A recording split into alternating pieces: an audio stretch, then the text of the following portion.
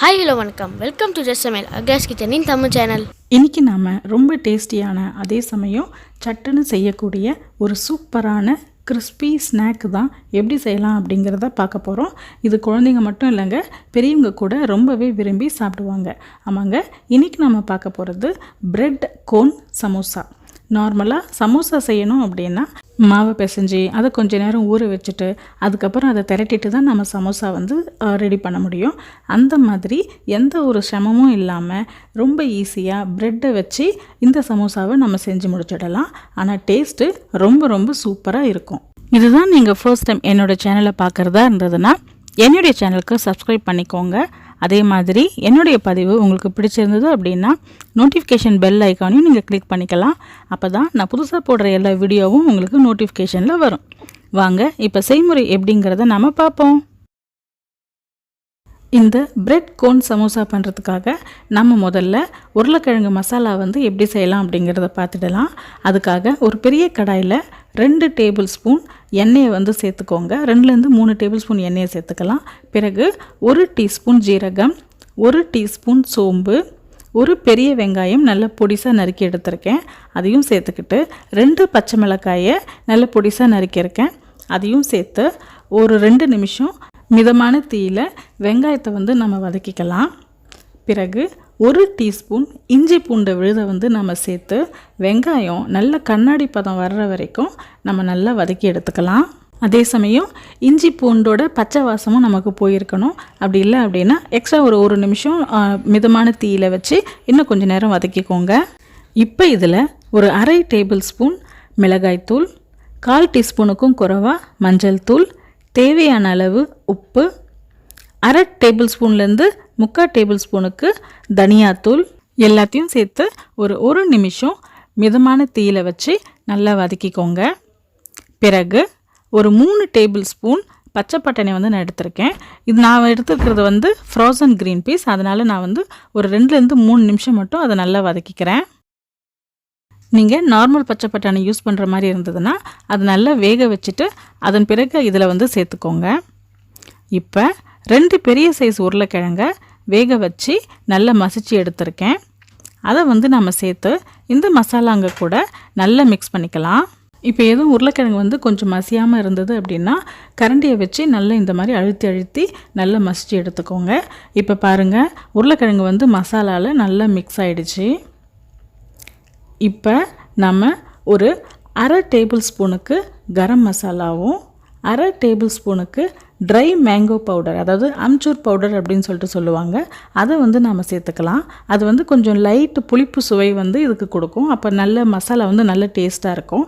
Suppose உங்களுக்கு அந்த try mango powder கிடைக்கல அப்படின்னா 1 டீஸ்பூன் எலுமிச்சஞ்சாறையும் இது கூட சேர்த்து நீங்கள் மிக்ஸ் பண்ணிக்கிட்டீங்க அப்படின்னா டேஸ்ட் ரொம்ப நல்லாயிருக்கும். இப்போ கொஞ்சமாக கொத்தமல்லி தழையை தூவி ஒரு கிளறிட்டு அடுப்பு அணைச்சிட்டிங்க அப்படின்னா நம்முடைய சமோசாவுக்கு தேவையான உருளைக்கிழங்கு மசாலா ரெடி ஆகிடுச்சு. இப்போ இந்த உருளைக்கிழங்கு மசாலா கொஞ்சம் நல்லா ஆறட்டும். அந்த ஆறுற வரைக்கும் நாம் மற்ற ப்ரிப்பரேஷன்ஸை பண்ணிடலாம். இப்போ நம்ம மைதா மாவு பேஸ்ட்டை ஃபஸ்ட்டு பண்ணி வச்சுக்கலாம். அதுக்காக ஒரு சின்ன கிண்ணத்தில் 2லேருந்து 3 டேபிள் ஸ்பூன் மைதா மாவை சேர்த்து கொஞ்சமாக தண்ணி விட்டு கட்டி இல்லாமல் நல்ல ஒரு பேஸ்ட் மாதிரி நல்லா ஆக்கி வச்சுக்கோங்க. இது நம்ம ப்ரெட்டை ஒட்டுறதுக்காக யூஸ் ஆகும். ஸோ இந்த மாதிரி நல்லா கிளறி இதை தனியாக எடுத்து வச்சுக்கோங்க. இப்போ நம்ம ப்ரெட் ஸ்லைசஸை ப்ரிப்பேர் பண்ணி வச்சுக்கலாம். அதுக்காக நான் ஒரு 7லேருந்து 8 ப்ரெட் ஸ்லைசஸ் எடுத்திருக்கேன். நீங்கள் மில்க் ப்ரெட் இல்லை சாண்ட்விச் ப்ரெட்டு எது வேணாலும் யூஸ் பண்ணலாம். சாண்ட்விச் ப்ரெட்டு யூஸ் பண்ணிங்க அப்படின்னா அது கொஞ்சம் பெரிய சைஸில் இருக்கும். அப்போ உங்களுக்கு கோனும் கொஞ்சம் அழகாக வரும். ஸோ உங்களுக்கு ஆனால் எது கிடைக்குதோ நீங்கள் அதை யூஸ் பண்ணிக்கலாம். இப்போ நான் ப்ரெட்டோட 4 பக்கம் இருக்கு இல்லைங்களா, ஸோ அதை எல்லாத்தையுமே நான் கட் பண்ணி எடுத்துடுறேன்.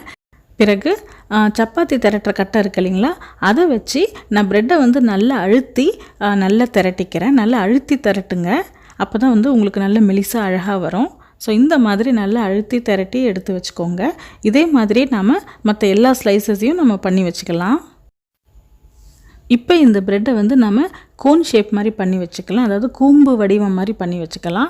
அதுக்காக நான் ஒரு கார்னர் இருக்கு இல்லைங்களா, ஸோ ஒரு ஓரமாக இருக்கிறத உள் பக்கமாக நல்லா மடித்து விட்டுக்கிறேன். ஸோ பாருங்கள், இந்த மாதிரி நல்லா மடித்து விட்டுக்கோங்க.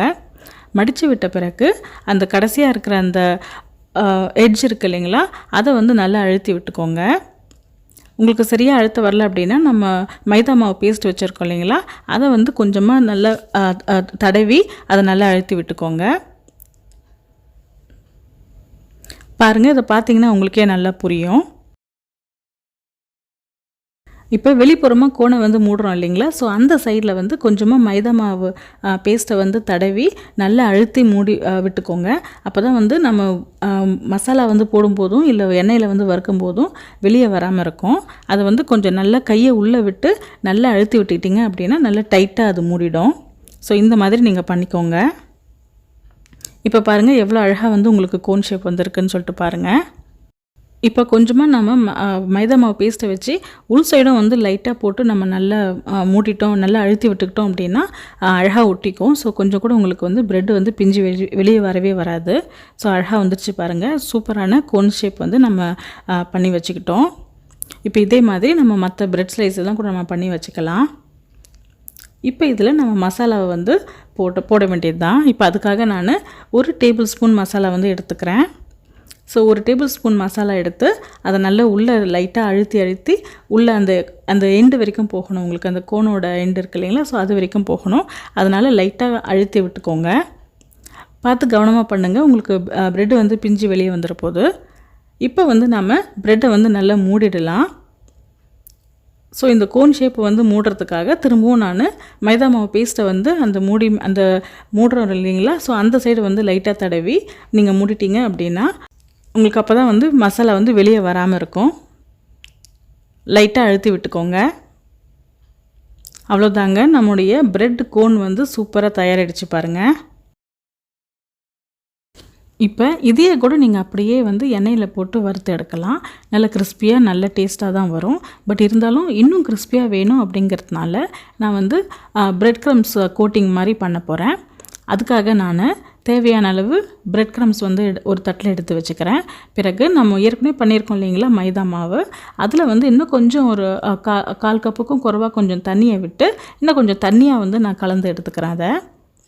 அதில் வந்து நாம் பண்ணி வச்சுருக்கிற பிரெட் கோன் இருக்குது இல்லைங்களா, அதை வந்து நல்லா கொஞ்சம் நேரம் முக்கி எடுத்துக்கோங்க. ரொம்ப நேரம் வைக்க வேண்டாம்.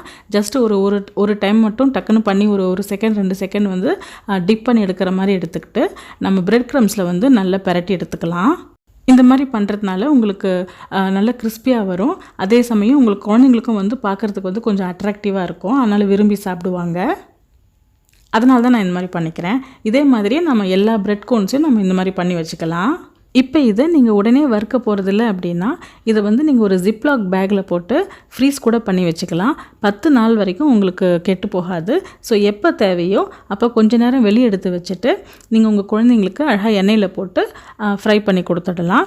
நான் வந்து இதை உடனே வறுக்க போகிறேன் அப்படிங்கிறதுனால ஒரு கடாயில் தேவையான அளவு எண்ணெய் ஊற்றி எண்ணெய் வந்து மிதமான சூட்டில் வந்து நல்லா சூடு பண்ணிக்கிறேன். அதாவது மீடியம் ஃப்ளேமில் வச்சு நல்லா சூடு பண்ணிக்கோங்க. பிறகு நம்மளுடைய பிரெட் கோனை வந்து அதில் வந்து கொஞ்சம் கொஞ்சமாக போட்டுக்கோங்க. ரொம்ப ஒரு 3 இல்லை 4 பிரெட் கோன் போட்டு நல்லா அது பொன்னிறமாக ஆகிற வரைக்கும் நல்லா வறுத்து எடுத்துக்கலாம்.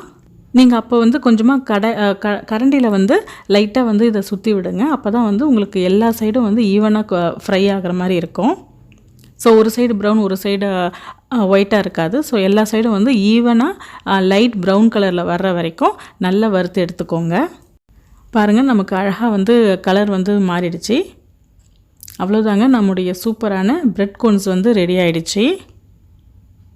நீங்கள் நல்ல மீடியம் ஃப்ளேமில் வச்சிங்க அப்படின்னா போட்ட ஒரு 30 செகண்ட்லேருந்து 1 நிமிஷத்துக்குள்ளேயே வந்து உங்களுக்கு இந்த ப்ரெட்டு வந்து நல்ல கிறிஸ்பியாக ஆக ஆரம்பிச்சிடும். ஐ மீன் அந்த லைட் ப்ரௌன் கலர் வந்து வர ஆரம்பிச்சிடும். ஸோ நீங்கள் உடனே கூட நீங்கள் இதை எடுத்துடலாம். பாருங்கள் எவ்வளோ அழகாக நம்முடைய பிரெட் கோன் வந்து ஃப்ரை ஆகிடுச்சுன்னு. அவ்வளோதாங்க, இதை நம்ம எண்ணெயை நல்லா வடிகட்டிட்டு நம்ம எடுத்து எல்லாருக்கும் பரிமாற வேண்டியது தான். அவ்வளோதாங்க, நம்முடைய சூப்பரான கிறிஸ்பியான பிரெட் கோன் சமோசா வந்து ரெடி ஆகிடுச்சு. இதை வந்து நீங்கள் சில்லி சாஸ் கூடவோ இல்லை டொமேட்டோ சாஸ் கூடவோ வச்சு சூடாக பரிமாறினீங்க அப்படின்னா ரொம்ப ரொம்ப டேஸ்ட்டாக இருக்கும். ஒன்ஸ் நீங்கள் இந்த ப்ரெட்டில் வந்து இந்த சமோசாவை பண்ண ஆரம்பிச்சிட்டிங்க அப்படின்னா கண்டிப்பாக உங்களுக்கு மாவை வச்சு சமோசா செய்யணும்னு சொல்லிட்டு தோணவே தோணாது. ஏன்னா அவ்வளோ டேஸ்ட்டாக இருக்கும் இந்த பிரெட் கோன் சமோசா. நீங்கள் வந்து குழந்தைங்களுக்குலாம் கொடுத்தீங்க அப்படின்னா கண்டிப்பாக ரொம்ப ரொம்ப விரும்பி சாப்பிடுவாங்க. குழந்தைங்க மட்டும் இல்லைங்க, பெரியவங்க கூட ரொம்பவே விரும்பி சாப்பிடுவாங்க. இதை வந்து நீங்கள் ஏதாவது பர்த்டே பார்ட்டிக்கு இல்லை வேறு ஏதாவது பார்ட்டி மாதிரி வச்சு நீங்கள் அந்த சமயத்தில் நீங்கள் பண்ணினீங்கன்னா கண்டிப்பாக எல்லாருமே வந்து உங்களை பாராட்டுவாங்க. நீங்களும் கண்டிப்பாக இதை வீட்டில் ட்ரை பண்ணி பாருங்கள். ட்ரை பண்ணி பார்த்துட்டு எப்படி வந்தது அப்படின்னு சொல்லிட்டு எனக்கு மறக்காமல் கமெண்ட் பண்ணுங்கள். இந்த வீடியோ உங்களுக்கு பிடிச்சிருந்ததுன்னா லைக் பண்ணுங்கள், ஷேர் பண்ணுங்கள் மற்றும் சப்ஸ்கிரைப் பண்ணுங்கள். அதே மாதிரி என்னுடைய வீடியோஸ் உங்களுக்கு நோட்டிஃபிகேஷனில் வரணும் அப்படின்னா பெல் ஐக்கானை கிளிக் பண்ணிக்கோங்க. மீண்டும் வேறொரு புதிய வீடியோவுடன் உங்களை நான் சந்திக்கிறேன். அதுவரை வீடியோ பார்த்ததுக்கு மிக்க நன்றி. ரசித்து ரசித்து சமைங்க, ருசித்து ருசித்து சாப்பிடுங்க.